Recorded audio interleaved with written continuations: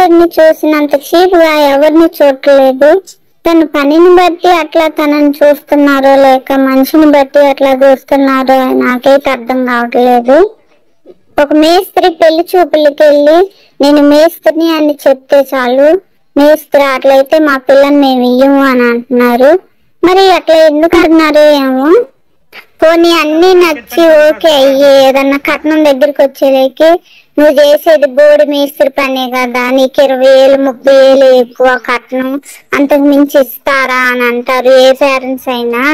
ఒకటి గుర్తు పెట్టుకోండి, నా కూతురు ఎట్లయితే బాగా బతకాలి అని అనుకుంటారు, అలాంటప్పుడు ఆ మేస్త్రి కూడా నీ కూతుర్ని చేసుకొని పిల్లలు పుట్టి అంతా అయిపోయిందాక తను ఒక్కడే పోషించాలి భార్యని, అటు పుట్టే పిల్లల్ని.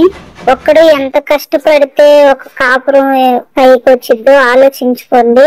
మీరు ఇచ్చే కట్నమే వాళ్ళకి జీవితాంతం ఉండదు, వాళ్ళేం మేడలు మిద్దలేం కట్టరు. పేరెంట్స్ ఒక్క విషయం ఆలోచించ.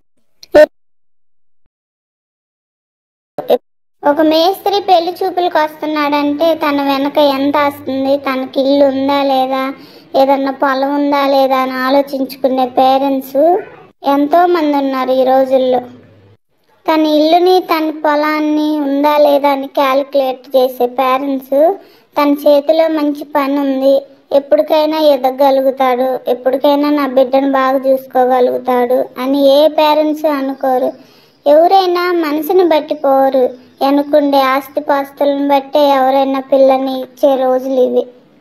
మన పెద్దోళ్ళు సామెత ఊరకనే అల్ల, బళ్ళు ఓళ్ళవటం ఓళ్ళు బళ్ళు అవటం అంటే వాళ్ళు చేసే పని ఎప్పటికైనా వాళ్ళని ఎదుగుదలకు తీసుకెళ్ళిద్దే కానీ ఏ రోజు వాళ్ళని దిగజార్చదు ఎవరి ముందు. వాళ్ళ కష్టం అలాంటిది.